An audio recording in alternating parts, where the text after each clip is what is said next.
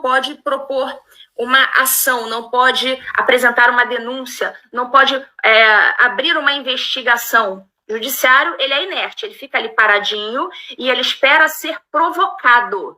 Com a provocação, aí sim o judiciário pode começar a atuar. E essa, inclusive, é uma das grandes ilegalidades do inquérito do fim do mundo e seus filhotes, porque o Alexandre de Moraes e o Toffoli, quando ele abriu esse inquérito desgraçado, ele abriu de ofício, ou seja, não violou o princípio da inércia do judiciário, que é um princípio basilar, violou, ele mesmo deu o pontapé inicial e entregou a bola para o Alexandre de Moraes, que, por sua vez, continuou agindo sem ser provocado, violando também o princípio da inércia. Então, geralmente, quem dá essa provocada inicial para que o judiciário haja são particulares. Por exemplo, quando você entra com uma ação na justiça, você é um particular, lá o seu advogado faz a petição e você está lá provocando o juiz, aí sim o juiz decide. Nas questões criminais, essas questões que envolvem investigação, ou a polícia ou o Ministério Público. Então, o particular até pode provocar um desses dois órgãos, e aí, ainda que apresente a petição para o juiz ele não vai poder fazer nada e vai mandar para os órgãos que investigam, que são o Ministério Público ou a polícia. Só que nesse caso aqui, essa assessoria especial de enfrentamento à desinformação não é um órgão nem da polícia e nem do Ministério Público. E é um órgão que dá o pontapé inicial nas ações do judiciário, como nós vimos aí nos documentos do Twitter File, que eu fiquei até 3 horas da manhã lendo essa Mas pertence a quem? A quem que eles estão subordinados? Resposta: TSE. A assessoria... Ou seja, é tipo Chaves vendendo churros para si mesmo. Para ele mesmo, exatamente. Exatamente. Então, o Alexandre, os subordinados do Alexandre provocam o Alexandre para o Alexandre decidir. Entendi. Exatamente. Isso. O Chaves e alguém consegue... Metáfora perfeita. Eu vou ver se eu acho o Chaves aqui para botar na tela. Metáfora perfeita. É o Chaves vendendo lá os churros para ele mesmo. Então, essa assessoria de enfrentamento à desinformação, eu estava me inteirando aqui dos dados, ela não foi implementada pelo Alexandre de Moraes. E daí a gente vê como todos esses caras têm a sua parcela de culpa no cartório. Não é só o Moraes. Nesse momento, assim, aí é a opinião minha. Eu proponho que a gente concentre as nossas atenções ao Alexandre de Moraes.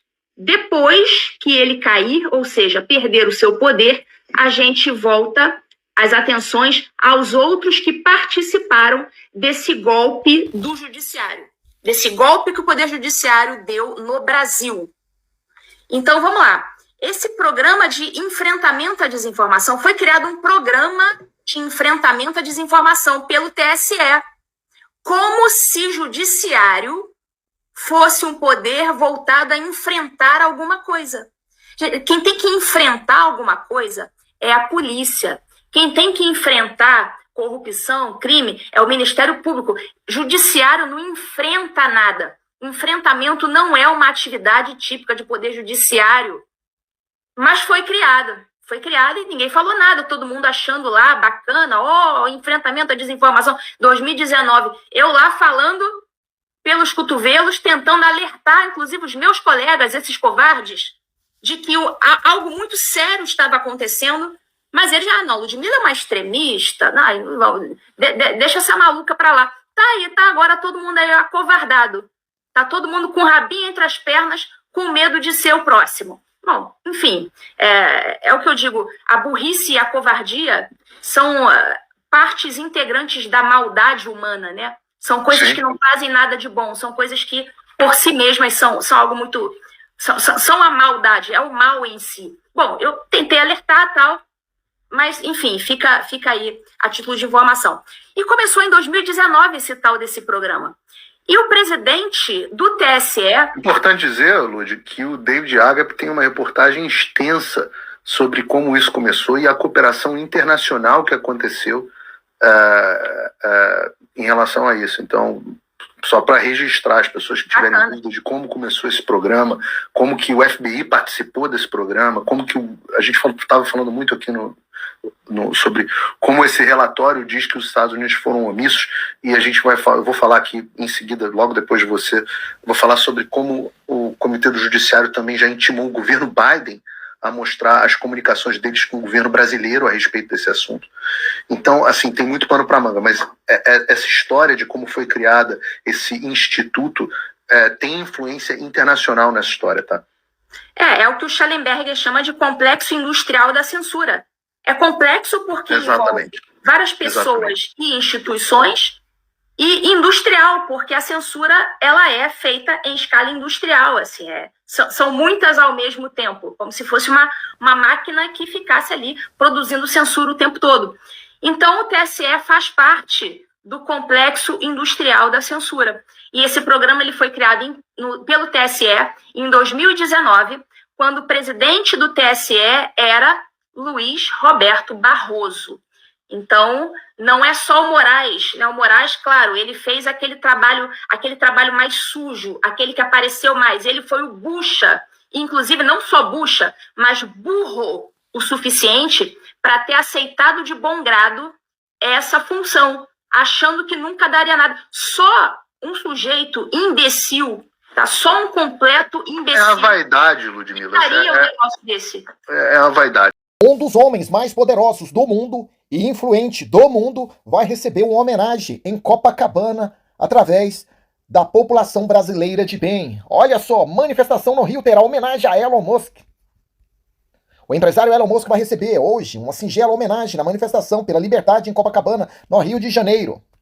A ideia parte do ex-presidente Jair Bolsonaro. Ele disse que hoje vai pedir uma salva de palmas para o dono da rede social X. Vou pedir uma salva de palmas para o homem que promove a democracia no mundo, Elon Musk, disse Bolsonaro. Gente, quando a gente achava que estava tudo perdido, que não tinha mais volta, aí aparece esse bilionário, um dos homens mais poderosos do mundo, mesmo ele sabendo que ele iria perder a sua empresa no Brasil, perder milhões de reais, ainda eles querem, né, através das decisões que eles estão tomando aí atrás dos bastidores, querem que ele pague uma multa de R$1 bilhão no Brasil. Ele disse, vale mais. Igual o presidente Bolsonaro disse, a nossa liberdade vale mais do que qualquer dinheiro do mundo. Não adianta a pessoa ser o homem mais poderoso do mundo e não ter liberdade para se expressar e dizer o que ele pensa, ou fazer críticas por uma coisa que está acontecendo ali e ele acha que não é certo. Então tá de parabéns, homenagem.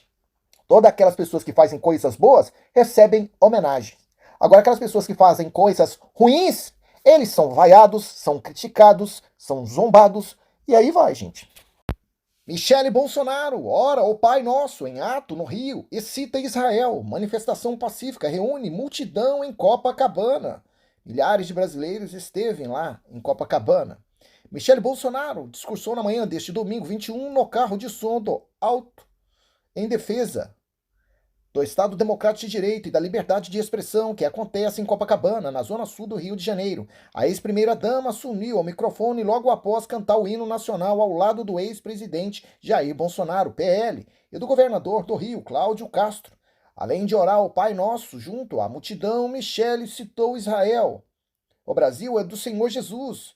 O Rio pertence ao Senhor Jesus. Nós queremos que a sua verdadeira paz esteja sobre esse Estado, sobre o nosso Brasil e sobre a nossa amada Israel, declarou. A ex-primeira-dama também declara que o nosso povo não merece ser sacrificado. Dias melhores virão e nós precisamos estar unidos, brandou a Michele Bolsonaro, viu? Gente, parece que a coisa não tá muito boa pro lado do Lula não, viu? PT está com medo que Lira paute impeachment de Lula, diz site. Tensão entre o partido e o presidente da Câmara pode ter desdobramentos. O rompimento de Arthur Lira, PP Alagoas, com o governo federal, está deixando o Partido dos Trabalhadores com medo de que o presidente da Câmara dos Deputados coloque um dos pedidos de impeachment contra o presidente Luiz Inácio Lula da Silva, PT, em pauta. As informações são de Paulo Capelli. Gente, o negócio é o seguinte, vocês sabem que está tendo decisões, né, em andamento lá no Congresso dos Estados Unidos, investigando tudo, né, que está acontecendo no Brasil por causa das decisões do ministro Alexandre de Moraes.